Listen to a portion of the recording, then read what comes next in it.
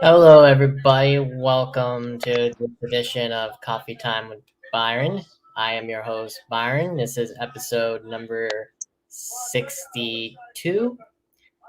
And alongside me via StreamYard on YouTube, on all available podcasts, Next Day, Spotify, Google, iTunes, you name it, iHeart, is free agent pitcher. Am I saying that correctly right now? Free agent? Yeah, yeah, exactly.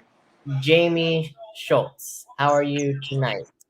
I'm doing well. Thank you for having me. No problem. And thank you for doing this. Like I said earlier, we got off the phone. I know it's troubled times right now for you guys because you can't get scouted, you can't sign with teams. So let's start off with that. We saw this coming last year, unfortunately. Uh, how can you get through this as a player knowing you guys can't get scouted and can't get signed yet? For me, it's a little different right now. I'm actually rehabbing my second Tommy John surgery. Ooh. So it's a little different, but I think the main thing everyone's doing right now is just going about their business and, taking care of things that they can take care of, like getting stronger and working on pitching, hitting, all that stuff, and, just doing your thing. And hopefully this, you know, clears out and we can get to a mutual decision here and then start playing baseball like we love to do. Now, do you see it ending anytime soon, or do you see you guys missing any of the season? Hopefully it doesn't get to that point where we miss any time in the season. We still have a few months left, but I think a 7-minute conversation or whatever it was the first time that the two sides met was not a good sign. So I'm not sure how long it's really going to take, but hopefully, like I said, before we get into the season and before it's kind of too late to get all their signings done and everything like that, because that's a huge part of it too, is just not being able to talk, sign free agents, Yeah. get these guys rolling. So, and it hurts a lot of guys like me right now who are rehabbing. I'm currently rehabbing on my own through a physical therapy place, but guys can't work with their doctors and their trainers at the facility, so that's tough for them too. Now, obviously, like you said, and I can see it as well, you're young like me, so going through one is hard enough, but you're going through two. Uh, God bless you for fighting it out to try and continue a career, but is there a part of you that deep down thinks that maybe your arm will just not last any longer for you to compete anymore? Is there a part of that in your head going on, or what kind of scare me? Yeah, no, I think I wouldn't have had the surgery if I had any doubts in my mind that I couldn't come back from it. The first time I had it, I was, freshly 19 years old and was in college. And, I only got stronger from there, jumped up on the velocity and all that stuff. So this is kind of a new age fix to it. It's not the old school method of, going in and just putting it back in with a new piece of tendon or everything like that. So this one has a little anchor in it as well, so it's kind of like double locked in. So I think it's going to be good to go. Perfect. I couldn't have said any better. I wish you luck, and I hope you do come back stronger and you have a successful career. Before you got injured, you had 2 successful years, one with the Rays and then you had one with the Dodgers. So it was looking bright until, unfortunately you had the second one. So I wish you the best. Thank you. So let's actually get started on that. Like I said, you played for the Rays and you played for the Dodgers. You were selected by the Rays in the 14th round of the 13 MLB draft. Um, Did you know you were going to be drafted that late, or did you think you were going to be drafted earlier? It was actually a funny story. So, the first day is usually it's like the first round. So, obviously I wasn't sitting around waiting for my name to be called, but I got a call on the second day from the Rays saying that I was going to get drafted anywhere from the 5th to the 10th round. Mm-hmm. And so, I was sitting there waiting for my name to be called, blah, blah, blah. And the 6th round went by, 7th round went by, 8th round went by. And I was like getting kind of nervous. I was like, why haven't they called my name yet? Mm-hmm. And then ends up the whole day ended because the second day only goes to the 10th round. And I was like, what the hell just happened? And the scout called me up and he's like, I'm so sorry. Like, usually never happens, but we found a guy to sign for a lot less than, what you were going to sign for. So at that point, I was like, so I'm just like done. Like, I don't know what happens. So day 3 came around, and I think like 3 or 4 other teams called me and were asking, but like we didn't really come to a number and didn't decide on anything. And so I thought the Rays were off me completely. And then 14th round, I honestly went and I was going to the bathroom because I was like, I can't like sit by this computer and watch this anymore. And then as soon as I got in the bathroom, I got a phone call. And it was the scout, and he's like, congratulations. My agent called me. He's like, congratulations. I was like, for what? He's like, you just got drafted. So I did not know it was going to happen like that. Yeah, go figure. You were taking whatever you were in the bathroom. So yeah, exactly. That kind of is funny. So literally, like, I had no idea it was going to happen like that. So that's definitely crazy. wasn't expecting it. So then you start your career after you got drafted. You make your debut with Hudson Valley, which is their Class A team. You guys had a who's who of talent. God's sakes, the Rays are number 1, along with the Padres at number 2 in prospect ratings. Take us through that season and playing with guys that you knew were going to be called up eventually. Yeah, we had a really good draft class. Our team had a lot of talent, and then honestly, coming up, like, getting to play with Snell and like see other guys like that, you just knew they were different and they were gonna get up there. And I became really good friends with a lot of the guys. Ryan Stanek, I consider to be one of my best friends. A guy who's been in the league for some time now, throwing 100 miles an hour. Yep. And then even like some of the smaller guys that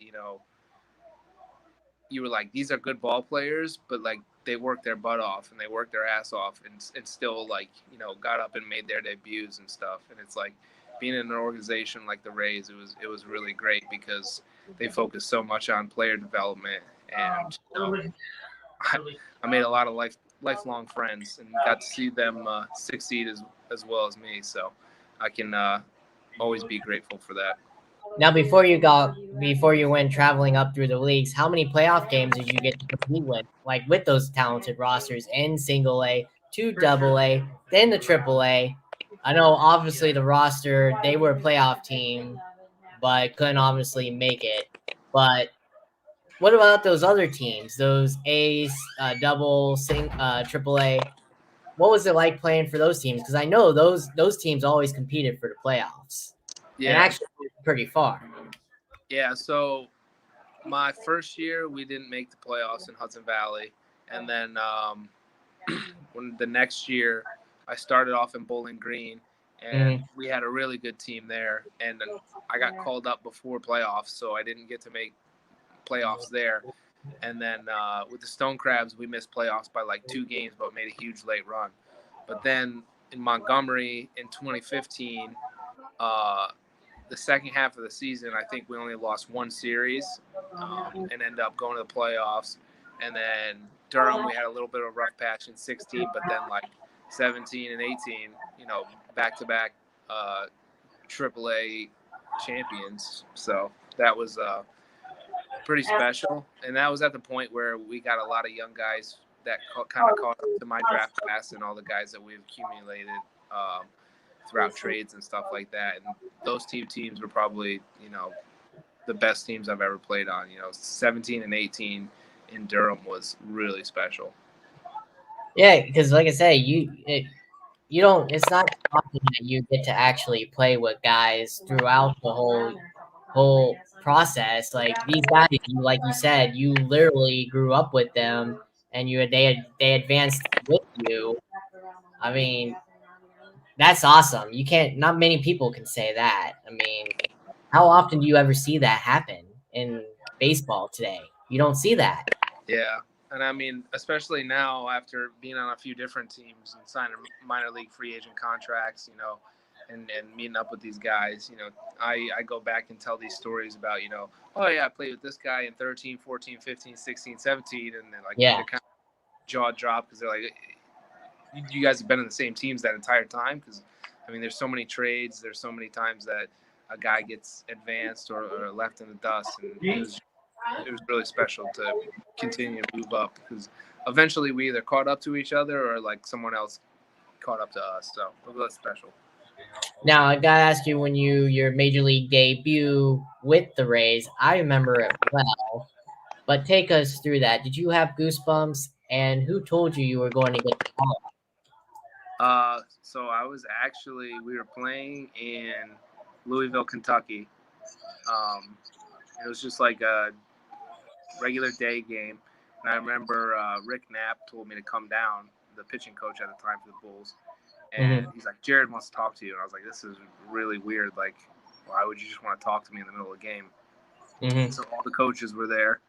A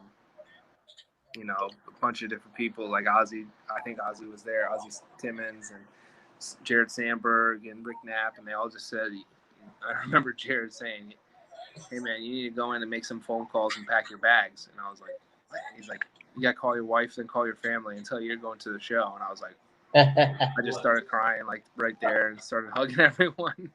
But that was definitely a special experience. So that day, dude, when you get the call up, did you think you were going to pitch in that game, your debut? Do you think you actually were going to pitch, or like? Yeah. So I ended up going the next day, and it was a home game. I believe it was against maybe the Indians at home, and we were blowing the team. We were winning like I think like 9-1 or something like that. And I was like, it was a blowout. I do remember that. Yeah.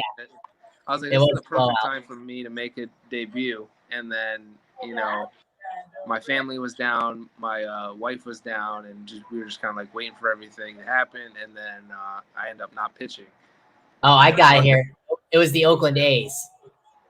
Yeah, well, we played one home game when I got called up first, and I did not pitch. And yeah. The next series, we looked at the schedule, and they were like, it's in Oakland, California. And so, like, my wife looked at me. She's like, I got to go, right? And so she ended up booking a flight and coming out later that day. So we flew out later that day, and then she flew out the next morning all the way across the country, and then warmed up in a night game that next day and didn't go in. And then finally, on like the third day while I was up there, went in and pitched. And honestly, it was probably the most calm I've ever been pitching in a baseball game, which was obviously, because you pitched one scoreless inning and you struck out the side on 14 pitches. Yeah. So obviously, it didn't get. You weren't nervous, so you mastered it well.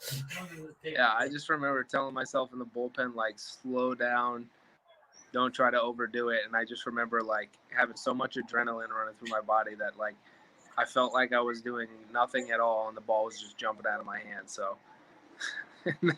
now I was kind of like stone cold face the entire time. And then when I struck out that last guy, I kind of gave like a little fist pump, slapped my glove, and I was like, holy crap, did that just happen? Now, unfortunately, you were sent back down after that, back to the Bulls to make room for Eovaldi, who came back from the disabled list. Did you know that was going to happen, or did you think you had a chance to stay on the major league roster? It was kind of a weird situation because I had come off of 2 off-season surgeries, a meniscus repair and a groin repair. So I was kind of going through a rough patch in AAA. honestly, when I got called up, I didn't think I had deserved to be up based on my numbers, but it was kind of like Kyle Snyder, the pitching coach, had kind of convinced the front office to be like, hey, he needs this to like figure stuff out. And so when I got up there and kind of everything clicked, and then obviously they told me I was going back down later that night, but I don't think I was ever like disappointed. I mean, I was a little disappointed, but I wasn't like upset because I knew that I had just like snapped out of my funk. So going back down, after a perfect debut, I was just like, we're ready to go. I can figure it out, and I'll just work my butt off to get back up there. So then you do, obviously. They call you back up July 8th. You finish with them going the season with 2-2 record, 22 games, striking out 35 and 30 in the third innings. To me, that's a pretty successful rest of the half of the season. What do you think of that? That was a successful half of the season for you? I think definitely. I mean, just to be up there for as long as I was, and trying to kind of get my feet wet. Um, obviously, I would have liked to have my ERA a little bit lower, but in the end, it ended up being just like 2 games towards the end of the season that kind of screwed that up. But I like where my strikeout numbers were at, and just to have that experience of half a major league season under my belt, I think I was really confident with. So unfortunately, after that year, January 4th, you got designated for assignment by them. Who unfortunately told you the bad news that you were being cut? And when did you get scouted to go to, or who signed you from on the, shall I say, who signed you on the Dodgers side? If you weren't signed by anybody else, which obviously you weren't before the Dodgers did anybody else try and sign you? So Heim Bloom was the one that made the call. I remember that day. It was a very strange feeling. And obviously, I didn't really know how waivers or any of that stuff worked at that time. But then he had said that they were trying to create a trade for me. Sometimes they do these things to try to get the ball rolling on, getting players in or out. Yeah. And so I ended up being traded for a minor leaguer, Caleb Sampson, from the Dodgers. And Andrew Friedman was the GM at the time when I got drafted by the Rays. So, that connection heading back over to the Dodgers kind of made sense. And so I think it was about 2 or 3 days later, Eric Ander called and told me that I was traded to the Dodgers. And I was just like, obviously I didn't know how that worked. And I was like, oh, the Dodgers that just went to the World Series like 3 years in a row. I was like mind blown at that situation. But I was sad to leave the Rays, but it was really cool getting to join the Dodgers after that. Yeah, and unfortunately, I'm seeing you only appeared in 4 games for them. Why do you think your time was so limited with them? I know it was a combination. You got hurt, but what do you think went wrong besides getting hurt? Why you only had 4 games with them? I know it was just kind of an inconsistency in AAA. I would rip off like 10 good games where I wouldn't give up any runs or anything like that. And, it's turned out that they didn't have many injuries, and I was kind of just like there to, fill in at the end. And like, I think my first 3 games I threw when I first got called up, I didn't give up a run, and I did really well, and then got that back down. And then next time I went up, it was just like a clean inning in the first and then go back out for the second. And I just got hit around by the then eventual champions, Washington Nationals that year. So, after that second one, it was kind of late in the season. And then I actually got hit in the face by a line drive later on in AAA then. And then it just, there was a lot of mixtures of things that happened, and, timing and other personnel there. So, I was grateful for my time there as well. So was it Friedman? Unfortunately, guy gave you the bad news when you were designated for assignment September 12th of that year. Was it him that unfortunately gave you the It news? was not him personally. I believe it was the minor league player development guy out in Arizona, because we were a lot of us roster guys were out there, trying to stay loose in case things happened in later September and then eventually playoffs, and then it obviously just didn't turn out that way because they had another. Unfortunately, I get these calls when these big name guys come back off of injuries, like Evo the first time getting sent back down, and then I believe Rich Hill was coming off the DL too. So not bad guys to be replaced by, but you definitely Right. don't wish that to happen to you. Right. So after that year, on November 25th, you sign a minor league deal with the Athletic, but then you become a free agent November 2nd of last year. How come? I know it was a pandemic year and rosters were limited, but how come you think were you still injured at that time? Why you never got a shot with Oakland? Were you still injured or something at that time?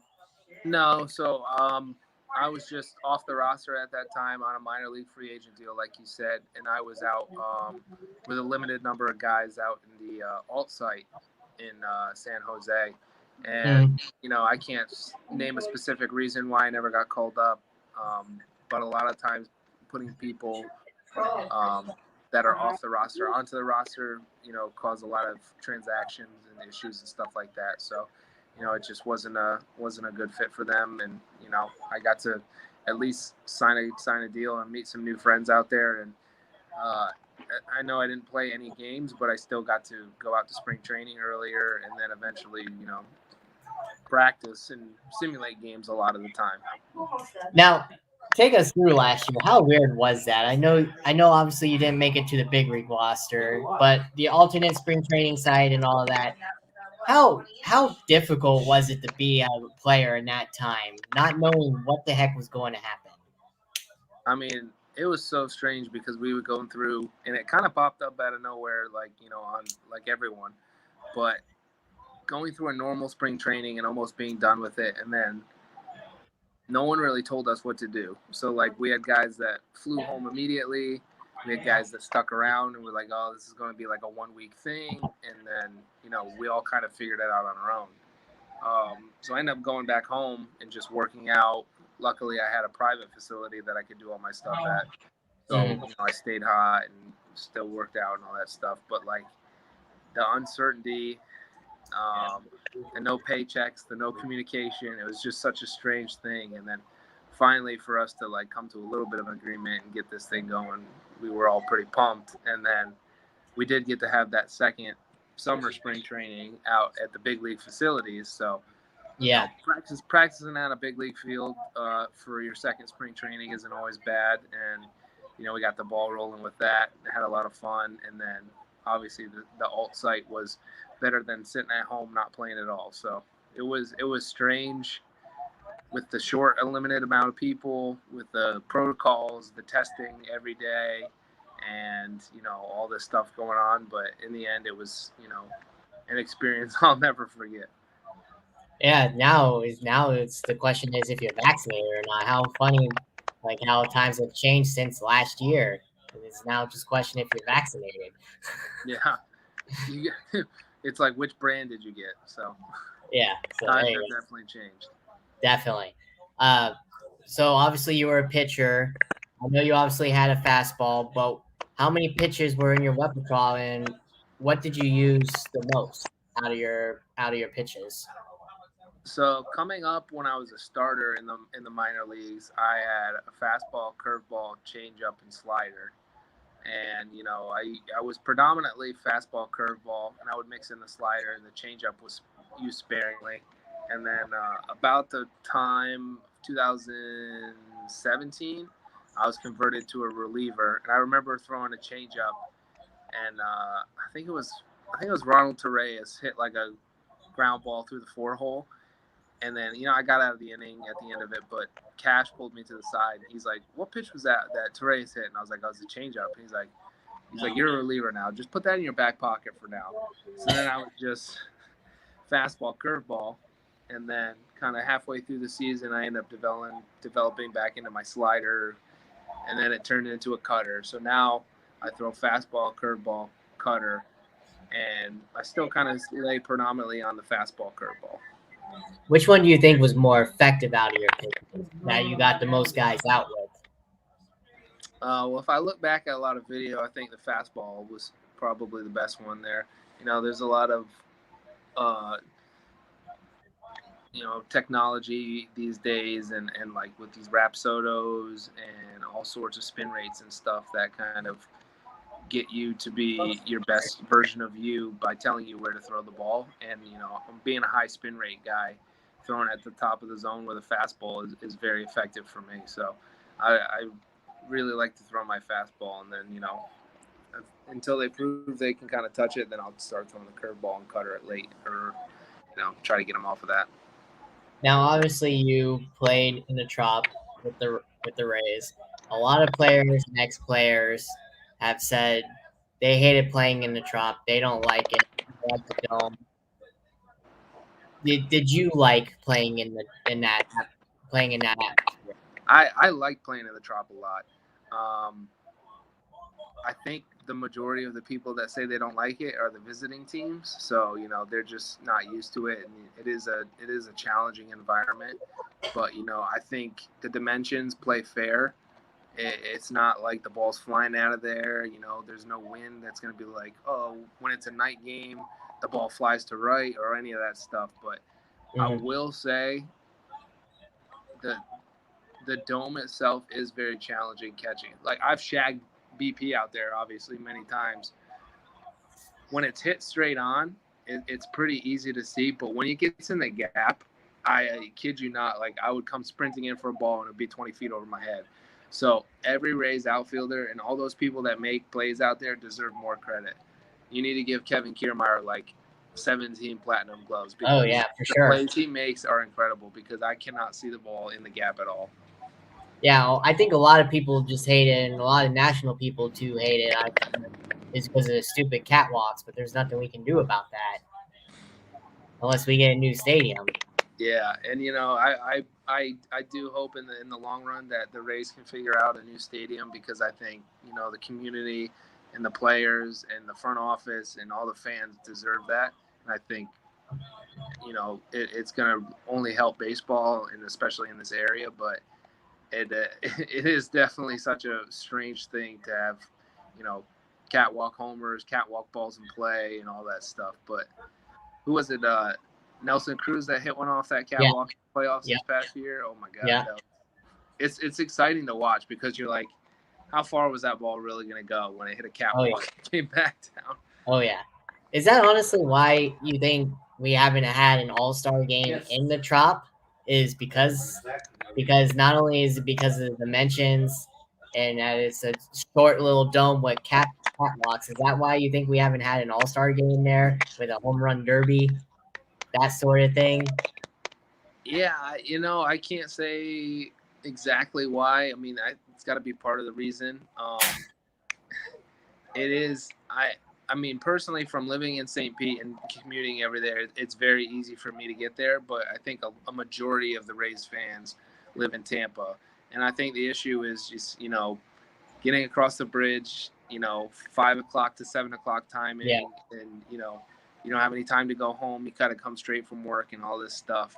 I just think it's kind of a location thing. So, and if I'm correct, I do believe that the stadium was built for the hockey team. It was kind of transferred over. So, it's not necessarily like your standard baseball park, obviously. So that could be a reason why there's been no all-star game or anything like that. So if you fix that, you get a new stadium, and then, no one complains, because you can have an all-star game there. You can do all that stuff. Now, obviously, you were limited. Obviously, in the 4 games, you would have liked to spend longer with the Dodgers. But did you have a chance at all to play at Dodger Stadium? Yeah, so my second game, I got called up. I pitched in St. Louis, which wasn't a bad place to play. And then we flew back to LA right after that. And I did get a chance. It was a Sunday day game, and I think there was like 43,000 people there. And I got to close out the game at the end, and it was like, I remember it was like a 1-2 count, and all 40,000 people were on their feet clapping, and I struck the last guy out, and it was like, I kind of stepped back and was like, this is baseball at its like purest form, day baseball, 40,000 people cheering, and it's like Sunday. You got nothing better than that. Yeah, it's a much different atmosphere, huh? Much different atmosphere than the Trop. Yeah, it was weird going from like such a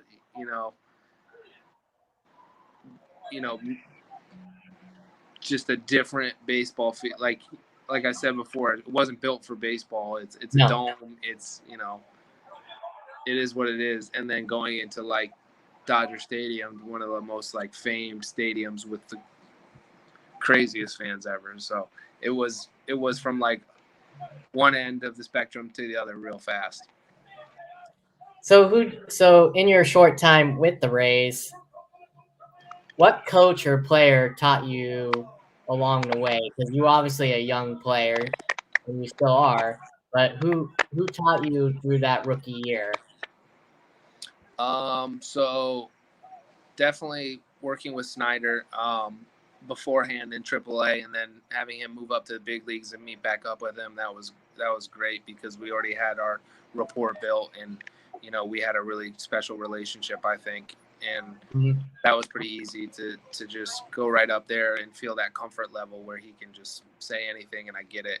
But I think the one guy that stuck out to me was Sergio Romo. Like, having him around was like one of the best experience because he's so lighthearted, but then like when it's game time, he's so serious and he does his job so well. So like having Romo there to just like teach us the ins and outs of being a good teammate, being a baseball player, like the travel, the pitching, the mental side of things. It's pretty good to have a teammate like that. Now, I know the Rays are masters of this. I know every team does this with their rookies, but what did the Rays players do to you rookies? Did they pull any pranks, special pranks? Because I know that's a whole baseball thing once you get caught up. But So they really cracked down on the hazing initiative there. So like there wasn't anything they forced us to do, but we had a lot of rookies that year. So Sergio and Carlos Gomez decided to give us all baby suits. So we had a bunch of babies flying from Texas to Toronto. And I guess you could say our initiation was they dropped us off a few blocks away from the hotel in Toronto and told us that we better beat the bus there. So, we're sprinting through Toronto at night, end up getting to the front of the hotel, and we had to do our rendition of "Oh Canada" without any mess ups. And it was kind of funny because, we were all panting and sweating, and they pulled off the bus in their suits, and we started singing the national anthem, "Oh Canada," and there was like a group of 30 people that came up there and were just like watching us and filming us, and we got a standing ovation at the end. So that was pretty funny. And thinking all this in baby suits. Yep, baby suits. I had a nice baby bonnet and a big diaper over my onesie. Oh, what they don't do to rookies. It's funny. So I know obviously you had a short tenure so far, and I know you hope to continue it, and I hope you do as well. But out in your short little tenure you've had, out of the batters you have faced, who would you say did you dominate, and who did you least dominate? I know it's a few selection, but Honestly, hitters. But. I do brag about this because I've met this guy a few times, and I think he's the type of guy that you can bust balls with, and we kind of came up playing against each other. We played against each other in the Cape, and kind of through the minor leagues. But my strikeout record against Aaron Judge, he's 0 for 5 with 5 Ks. I walked him once, but not many people can say that. my short little span against them, I've done pretty well. And then as far as hitters that dominate me, I threw one pitch to Juan Soto. It was a first pitch curveball, and he hit a 3-run home run. So that's not a guy that is too accustomed to getting out too much. So I can wear that one. There you go. But hey, congrats on Judge, though. Not many people can say they've dominated Judge. Yeah, I guess not. No. So now let's talk about current events with your teams.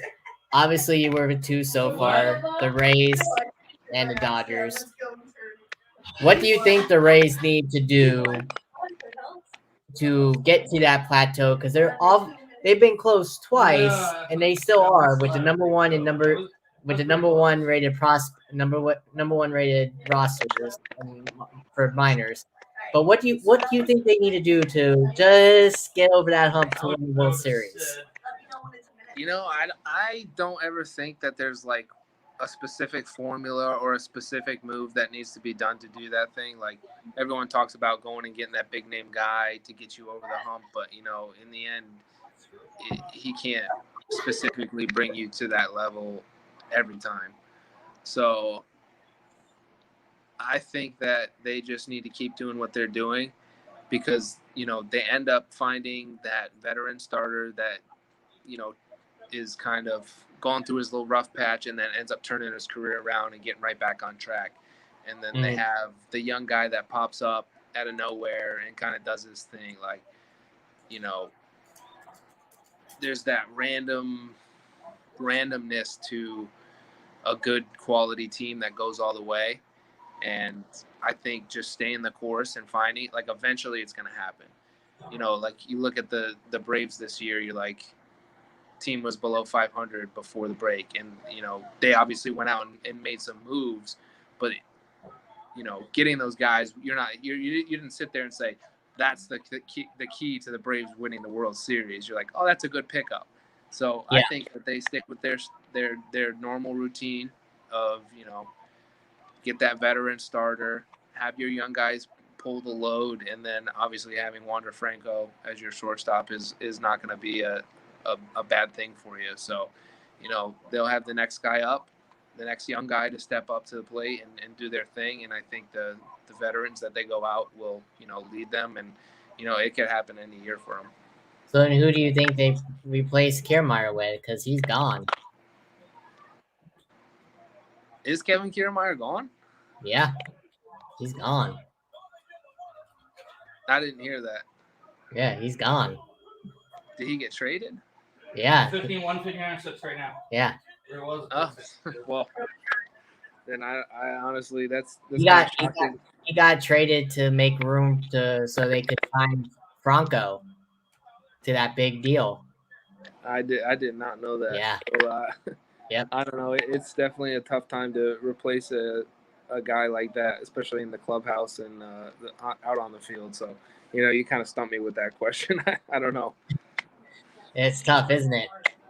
So now the Dodgers, obviously, I guess you can kind of say for them, I don't, but a lot of people are saying it was a missed year for them after winning the World Series last year in the bubble. But where do you think they have to go from here? I think that they have to, put some more bullpen pieces together. A lot of their guys that they signed this past year, I think, are onto different things.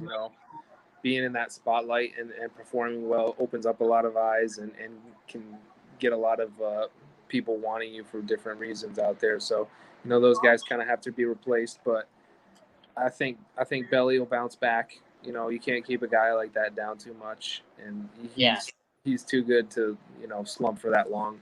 And right, the staff and the crew and the analytics they have out there will definitely have everyone bounce back. But I mean, they're kind of in the same boat, but they spend a little bit more money on the superstars. So of course, think, they have Trey Turner in there, Will Smith. is going to be a staple behind the plate for some time from years to come. And then, I mean, they just have an endless amount of talent coming up through, and they have the money to go out and buy those big guys. So I think, I don't want to say it's easy for them. Like having that money and having the notability of being the Dodgers, it kind of sells itself. So I think they'll be all right once they strengthen up that bullpen again. Now, obviously, you haven't had the success so far yet in the majors. Were you also contemplating at all going overseas if no MLB team decided to sign you? Like, were you contemplating on going maybe the Mexican League, maybe over to China, Japan, Korea, any of those leagues to play? I mean, definitely. You can see how many people are going over there right now. There's been so many signings, and I think it's great baseball. And sometimes it's a resurgence in your career. People go over there, play a different style of baseball, get whatever it is they need to work on a little bit smaller scale. I think there's a little less pressure over there, especially with that communication barrier. Mm.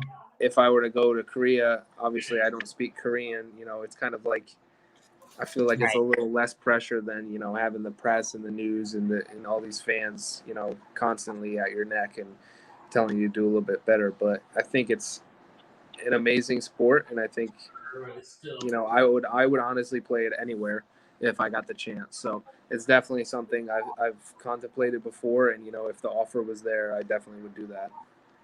Now, what about Sternberg? I want to ask you. I don't know if you know much about this, but he wants to do a split city with Montreal. I can't see that ever. He says that's going to work, but I don't see how. I don't see how it can revenue money, bringing in money. Can you? I don't see how. I think those guys know what they're talking about. Obviously, they're in their positions for a reason, and they've made their financial choices and all that stuff in their own ways. But from a player standpoint, I can't see that working too well. Just because that's what I'm thinking. I mean, one, you're gonna have to take your families, halfway to Florida, halfway to Montreal, and two, I think getting a true fan base is developing those roots in one spot. And obviously Montreal misses baseball and they would love to have baseball back, but I think in the sense of you giving half the attention to one place and half the attention to the other just is a recipe for kind of failure. So if that don't work, then do you see the league expanding maybe to Montreal? If this whole split city thing don't come through, do you see expansion? I mean, I can definitely see that. I think expansion is great for the sport. You've seen how well other teams have done when they've created new things. I think there's a ton of national fans, obviously, now having the Nationals pop up and all the other teams. And I think places like the NHL, like Vegas Golden Knights and the Kraken now, it's like all this expansion is great for branding. And I think baseball doesn't have a huge reach right now because it's very localized. I mean, there's one team in Canada. There used to be multiple, and out in like the Midwest, there's nothing there too. So I think if you could ideally get a team like in every state, I think it would be great for baseball. So bring us more teams. There you go. And in North Carolina too, where I live. So, after your baseball career, you see yourself being a coach, broadcaster, or staying away from the game? I think either of those would be a great opportunity for me. Currently, right now, I'm coaching a 12U team out of North Carolina, so I'm starting with the coaching a little bit. I'll do a lot of private lessons. There you go. But I did go to school with a focus on communications and electronic media. So I do have a little bit of background of being, behind the scenes working with some TV production and on camera as well. So I think I could possibly pull off being the talent on screen too. Which one do you think would be more difficult for you though, broadcasting or being the coach? Since you're obviously coaching now, I know you're starting now, but what would you think is be more difficult for you? Honestly, I think coaching would be more difficult. Speaking in front of a camera and talking like this is kind of comes natural to me, but it sometimes like that's why there's good coaches and there's mediocre coaches. It's like sometimes you just have to have that it factor of finding out a way to specifically communicate the same information to a person in a different way. I could tell you one thing and you just don't get it, and if someone told you it a different way, it could mean the exact same thing but in different words, and then that's how those coaches really do well. And I'll go back to this. I do think Kyle Snyder, when I was with the Rays, is one of those guys that can communicate to everyone because he's played the game and in a setting where it was kind of like more recent than a lot of the older guys, but at the same time he played with the older generation as well, so he's got a great combination of those two, and he can really communicate that well. So far in your career, the 2 years that you have played, define your career in one word. Eventful. Okay, I can see that. There's been a lot of ups and downs. There's been a lot of surgeries. There's been a lot of transitions. I mean, when I got traded from the Rays to the Dodgers, I had just had my first son. Oh, there you go. I got traded the day before my anniversary, or I got DFA'd the day before my anniversary, and then I got drug tested while on an anniversary trip.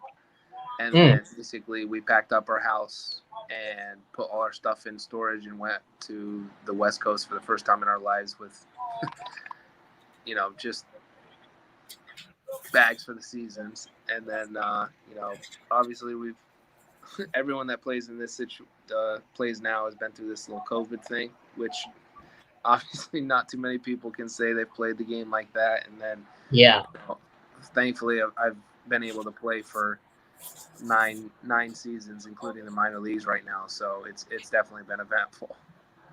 So since you're now being a coach, I do got to ask you now,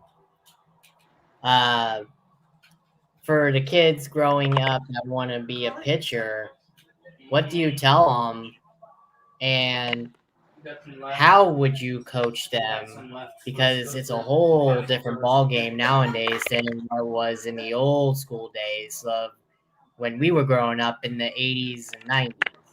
So that's a two-part question. What would you do and say to the kids that want to be a pitcher? Well, obviously I want to encourage them because it's the route that I ended up doing, and I think it's a pretty cool position. But I like to work hands-on with them and kind of show them what I've done well and what I've done wrong.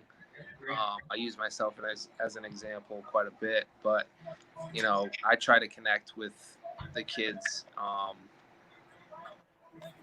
whether that be talking about things that they like and kind of relating it to baseball, and talking about their favorite players, showing them videos of their favorite players. And then I think I also, take that old school mentality and the new school mentality, because I've been around some organizations that use the Rapsodos, use the analytics, and I understand the biometrics and biomechanics of all these things.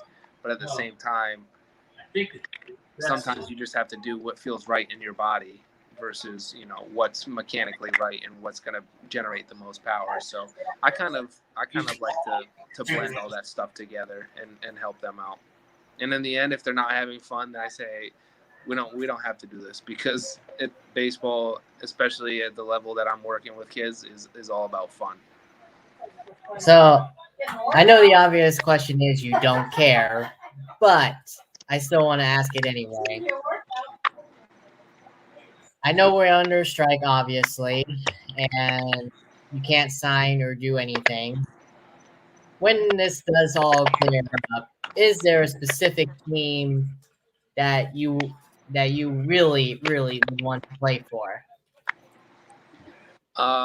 I grew up a Yankees fan, so I feel like that's a bucket list. But honestly, I would love to go back to the Rays and get a chance to work with those guys again. It holds a special place in my heart, having been drafted from them and came up through the system and given the opportunity to make my debut with them. So I think it's just kind of like a piece of my heart for me. I would love to go back to the Rays. You still live in the area?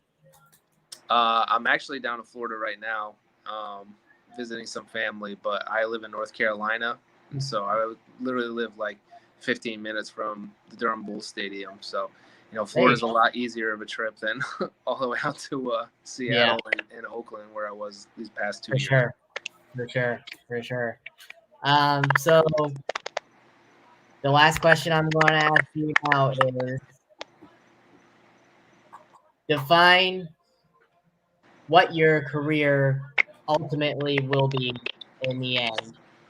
You think it'll be successful to you, or would you want it to be more successful if it don't go your way?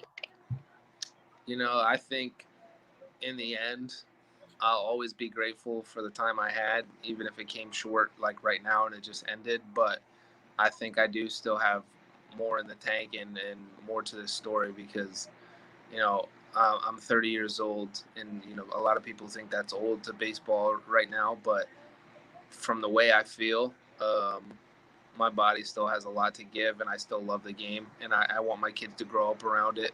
And I want to just be able to show them, like what my life was about. So we're definitely, I think definitely at the end of this, it's all said and done. I think I'm going to have the opportunity to get back out there. I couldn't have said it any better. I do appreciate your time, but hey, whenever I know you're obviously in the area now. I don't know when you're leaving, but next time you're in the area, hit me up. Yeah, we definitely have to grab a beer or a coffee or something. Coffee for sure. I mean, the wife can go for that. That's who inspired me to come up with the name. Coffee time with Byron. She does drink coffee. She does have a point, but I do drink it every now and then. So, yeah, I wouldn't mind drinking a cup. I actually had some of hers the other day, so it was pretty good. So, yeah, definitely hit me up whenever you're back in the area, because you're, like you said, you're from the St. Pete area, so that's not even half mile down the road from here. I'd say you did some pretty good work. So let's do that for sure. But thank you. It was fun. If you want, I can send you the episode still, so you can give it a listen. And if you know anybody, for sure, have them hit me up. Absolutely, I appreciate it, man. Definitely, it was fun. And also, I'll stay in touch with you. That's the main thing. I'm glad we came in contact. Absolutely. All right, you have a good night. Stay safe. All right. All right, thank you. You're welcome. Have a good night. Bye. Bye.